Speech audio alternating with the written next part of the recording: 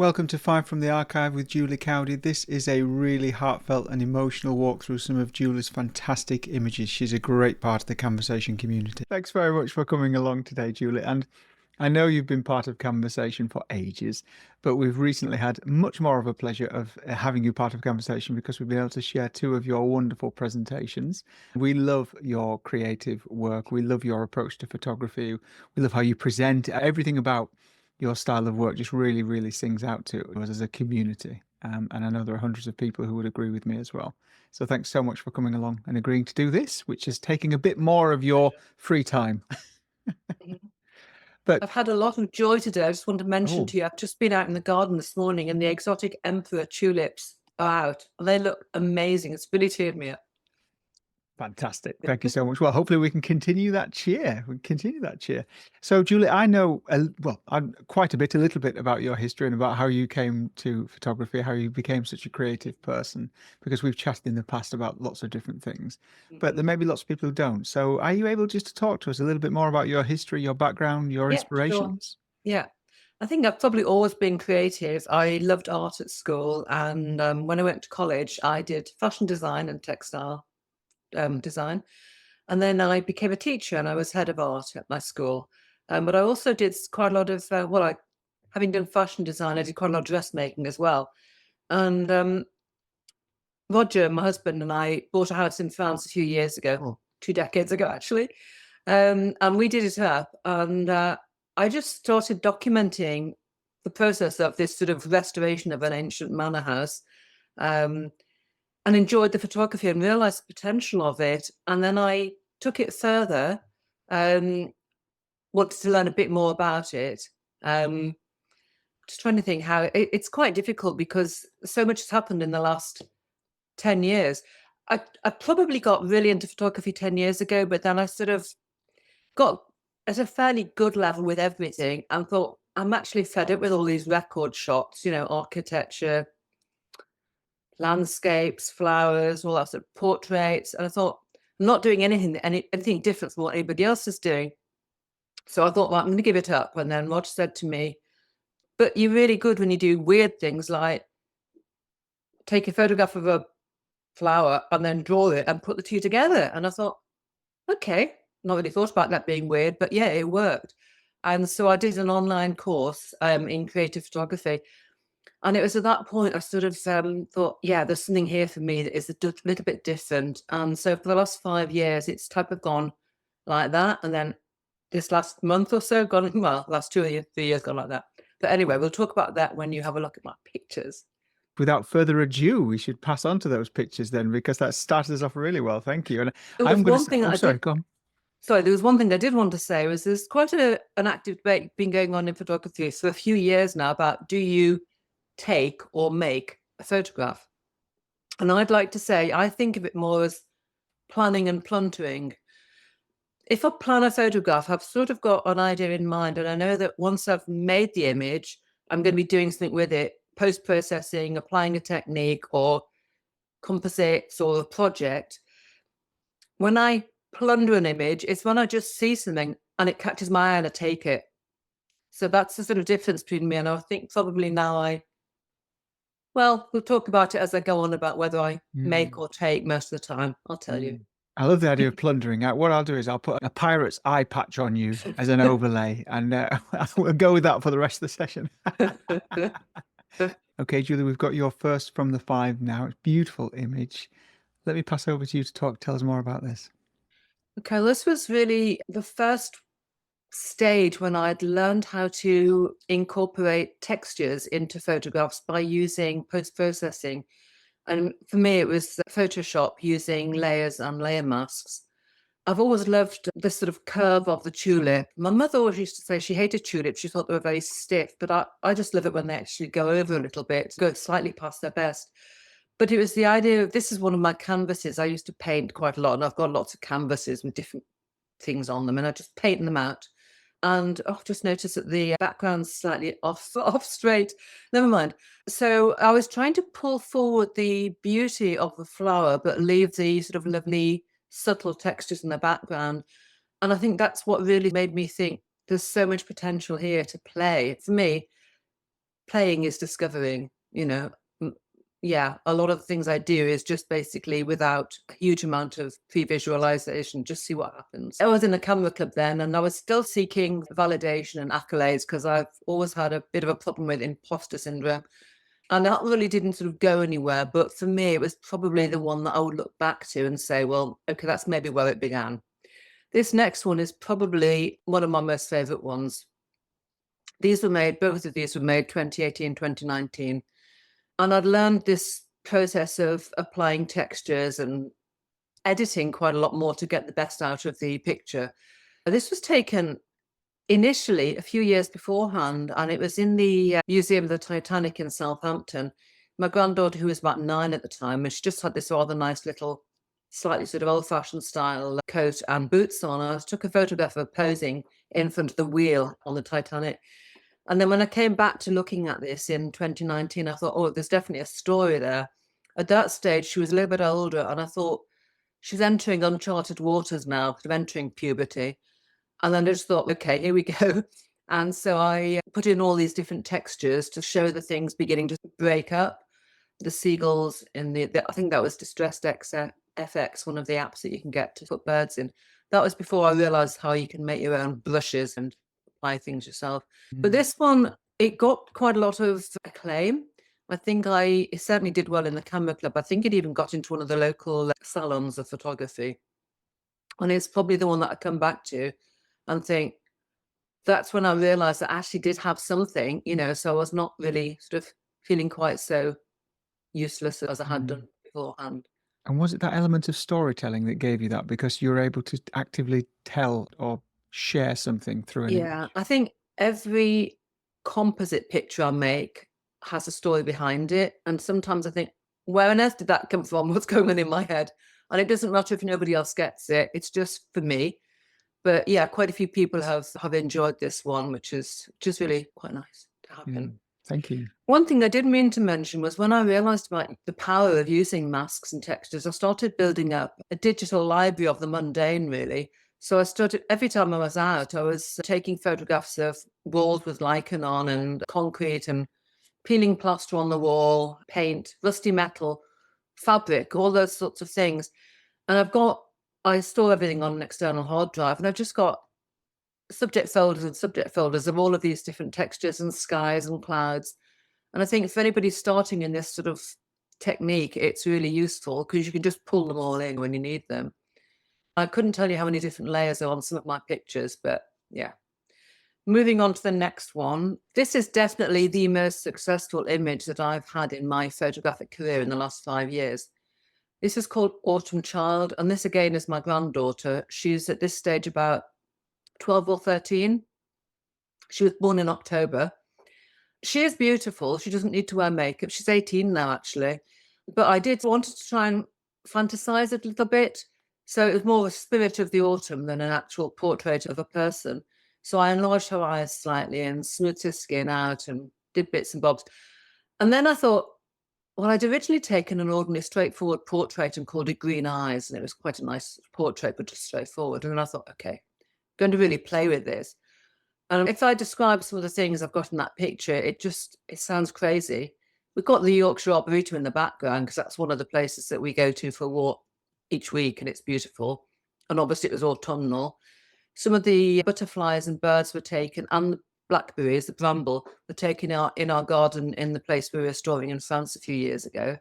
There's a cobweb there. There's actually some fake ivy leaves in her hair because I couldn't work out what to put on the top. So I brought a bunch of ivy and took photographs. The scarf that she's wearing, this is probably the most ridiculous thing. And people can't believe it when I say it. I needed something to encompass her head and look quite filigree. And I was ages trying to find something. I eventually found, you probably remember they don't do it anymore, but on Quality Street, they used to have cellophane and foil wrappers. Yes. I took a photograph of one of those and warped it and managed to get it round her head. And yeah, that's weird, I know, but What a great imagination, though. problem solving. This one, I just have to refer to this. So this one was selected by the Yorkshire Photographic Union Federation. And then it was chosen by the Photographic Alliance of Great Britain, and it represented Great Britain at the Paris Biennial for the FIAP, the International Federation of Photographic Art, in the coloured portrait category. Funny thing is, if anybody said to me, what sort of photography do you do, I would never, ever say I'm a portrait photographer, because I never think, oh, I'll go and take portraits of people. It's sometimes just a close member of the family or a horse or something. But I do make portraits of flowers, I think, as you realise. I study them as a subject that I would make a portrait of. But weirdly, 3 of the 5 I've chosen are actually portraits of people. That's interesting. I really enjoyed looking back through the archive of all of my photography when I was thinking which one should I choose to show my photographic journey over the last few years. And I had quite a lot of different ones, deselecting and reselecting. And then in the end, I just thought, okay, let's just go with these. So yeah, this is a special one. The next one, people who have seen either of my talks that I've done in the last 6 months will probably remember this one. So I said before that I used to teach art, and art history obviously influences me quite heavily. And this was inspired by the work of, not inspired, but influenced by the work of Pierre-Joseph Redoute, the early 19th century French botanical illustrator. He was very famous for his roses, and I did a whole series of these. They're composites. So this one is out of a series of 15, and then that was the thing that got me the Associate Award for the Royal Photographic Society. And having done the 15, it took me a year, actually. It was when we were in lockdown, 2020, right through to 2021. So we started off in England. And then when we were allowed to, we went out to France to try and reclaim the jungle that our garden had become out there. So I worked right the way through the seasons for a year making these pictures. And at the end of the year, I thought, I've got something here I can enter for the portfolio for the Royal Horticultural Society. And then was completely gobsmacked when I found out that I'd been selected for exhibition at Saatchi. Wow. And when I went along, I got a silver medal, which was really nice. But this one in particular, it sort of amuses me because I've always loved trompe-l'oeil as well as lots of other things. And trompe-l'oeil means to trick the eye, as I'm sure you know. But this really tricked me because I picked it and I thought it was sloe. I collected sloes around the garden to make sloe gin when we lived in France in the summers. And I was photographing it and I'd been studying it quite a lot and trying to get the light and building the picture. And then I suddenly thought, sloe comes from the blackthorn bush and there aren't any thorns on here. So I realised it wasn't actually a sloe. So I had to then do some research and discovered it was a bullace, which is a sort of old wild damson. So I'd obviously been making damson gin rather than sloe gin all this time. So that one did trick me. And that was where I was doing the sort of hanging fruit. I did fruit, flowers and vegetables and hung them over a canvas so that I could take photographs on the terrace, get the light, and then put some text because I was trying to give the same impression as a sort of botanical plate, the illustrations. So I did the text and then built up a sort of the reverse of an alcove, I can't think what it's called, a relief, by putting the old paper behind. And I got these old papers from all sorts of things. Some of them were old photographic mounts, some were paper bags, some were the back of old music stores, just like trawling and getting things from, second-hand shops. And then I tried to blend in the colour of the sort of the lovely bloomy colour on the bullace with the background. This is probably the one where I sort of felt, well, yeah, I've peaked, It's a beautiful shot, a beautiful combination of elements as well. Yeah, there were quite a lot in that series I like, but I decided to choose that because I sort of like the story behind it. It makes me smile when I think about me looking for the thorns and not finding them. And drinking something else entirely. Yeah. This next one, I swapped this in at the last minute, actually, because there's a bit of a backstory to what's going on with me at the moment, as you know, Mark, and I will mention in a minute. But so this one is Roger, my husband. I call it old timer, which is quite funny because he was actually only in his 60s when I took this 3 years ago. He's been taken ill very, very suddenly in February 2022 and came out of hospital 3 weeks later. Well, we didn't think he was going to come out, but he did. But he's got stage 4 cancer. And when he came home and I sort of managed to get him back on his feet a bit, I said, I'd really like to take a photograph. he just disappeared, and he came back a few minutes later dressed up like this, because he loves dressing up. He's got a sort of an assortment of hats and jackets and all sorts of things. And I thought, oh, it's quite nice, quite like that. And then I sat him in the corner of the bedroom. I like using natural lighting. And again, as I say, when I do photography, when I do portraits, I don't normally do them, but this one was like, had to do this. And I said, right, you need a prop. So he got up again and came back with this lovely fob watch and just sat there looking at me like that. And I thought, this is when I get the buzz that I've talked about in my last presentation. You just think, oh my goodness, this is definitely going to work. This is going to be a good shot.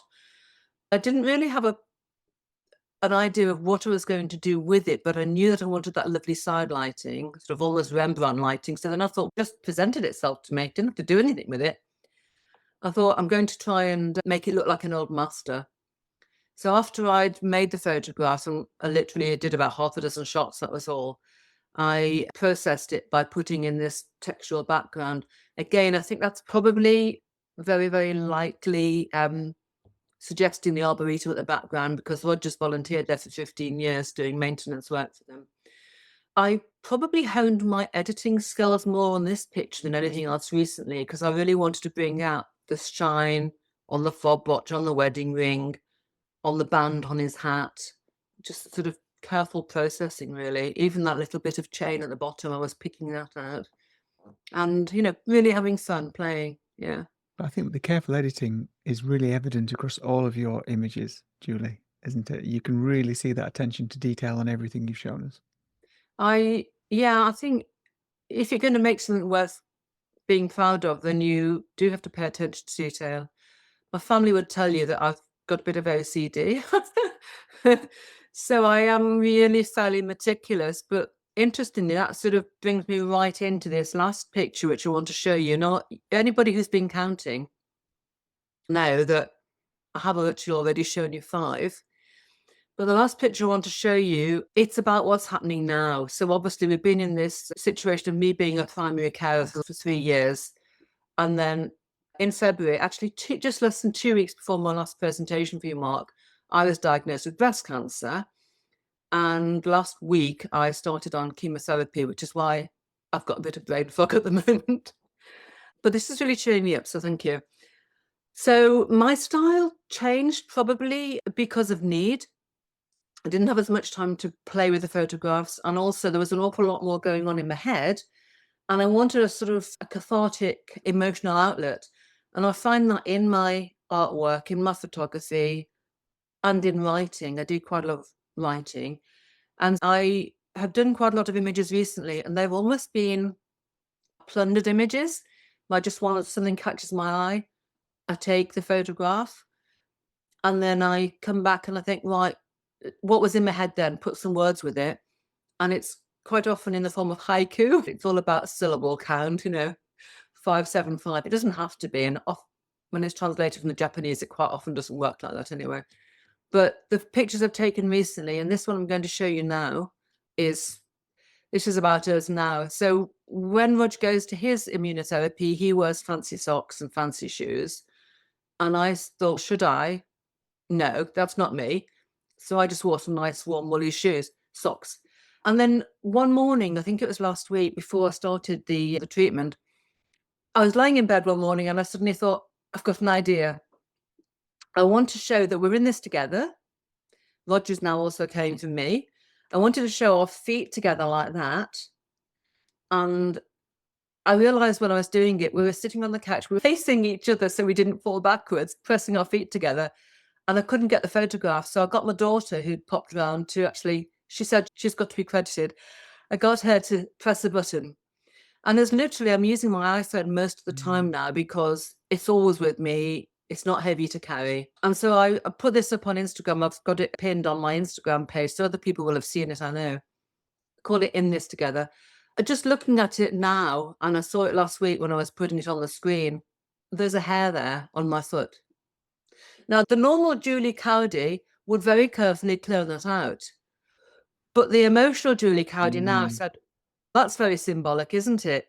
I know that within a week or so, I'm having my head shaved because I'm going to lose my hair. And I'm okay about that. I'm taking that decision. But I also thought this needs some words. So I wrote this little haiku. It's actually two. How shall I enter? Head down, sliding through the gap, slowly creeping in. Or face forward, head up, channeling resilience, making an entrance. I've chosen that one. Thank you So very much. Julie, this is such a poignant picture, and what a wonderful way of sharing this with you and Roger as well, because for people who haven't seen the previous presentation, we talked in great detail about Roger's wonderful socks. And I think this is a fabulous, fabulous representation of that. And thank you so much for sharing this with us. it's Genuinely. okay. It's my life now for the time being, anyway. I think it does polarize, doesn't it?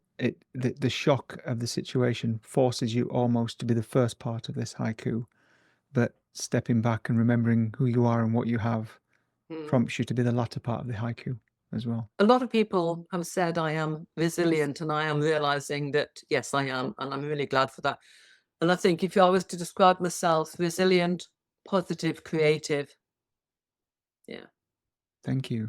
So with your iPhone then, and this is a question that may be tricky or impossible to answer, and I don't mean it to be, but with your iPhone and then moving into this next phase, this next stage, what kind of things are you going to be interested in photographing, in the sense of, I imagine you're going to want to document and continue to be that creative, even in those difficult times. Do you have anything in mind as to what that might be at all? I certainly don't feel as though I can do anything on the ward. When I was with Rog, he was having immuno, I was able to take his feet. Obviously, you can't do anything that identifies other people. But for myself, I don't think I want to do that. I think I'm just going to continue to get the absolute joy that I get from flower photography, because we're going into this wonderful period of the year when we've got all the spring bulbs out. And this morning I was just outside deadheading some daffodils, and then I discovered these gorgeous exotic emperor tulips had come out. And I think I'll just get a huge amount of joy from that, and not necessarily try and push myself to do anything special or prize winning. I don't need that now. Yeah. I just get, the joy out of seeing images, making photographs. Again, probably playing a little bit with them, putting some textures behind them. I'll continue to post on my Julie Cowdy Photography Facebook and my Instagram account, just because I like sharing it with people. I like to see what's going on. Quite often, if you read my messages on social media and you read between the lines, knowing what's going on with me and Rog, then there's a bit more there rather than just a straightforward image. It tells a story, doesn't it? Yeah, yes, I think so. And this is the epitome of that. Thank you. And I think it's worth mentioning as well that when Julie presents the fee for that presentation, we send as much as we can to charity. Is there anything that you'd like to share with people with regards to this presentation, if they wanted to send any money to charity at all, as to whether you'd like it to go in a particular place? Well, the last two have gone to Maggie's in Leeds, which is where Rog was having his treatment. What we're looking at now is trying to raise some funds for York Against Cancer, because that's why I'm being treated in York. And my granddaughter, who you've seen 2 photographs of today, she's now 18, as I said. She did her first 10K last Sunday, last Sunday, and we're very close. And so she was really upset when she had my diagnosis, and she said, I'm going to do some fundraising. She started off trying to raise £200, and you're not going to believe what she got. Within the space of less than a fortnight, she's raised £1,560. Wow. And still coming, and that's for York Against Cancer. Yeah. So that's something that, obviously is pretty personal and close to me now. But yeah, I just wanted to mention that because it just came into my head when you mentioned. Well, I'm wondering whether we could put the link at the end of this, and if people would like to donate, then they could do. That would be nice, but Thank you. Thank you. Oh, Julie, this has been absolutely brilliant. I've been looking forward to chatting to you. This has been absolutely stunning. And I hope you've got this picture on your wall, by the way. I haven't even printed it out yet. Get it printed out. It's very new.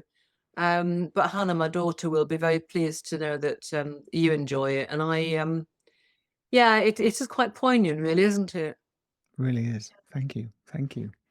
Now, thank you for sharing your 5 plus from the archive. We'll go for 5 plus. That's fine. You're allowed this one. You're allowed. Thanks for sharing those.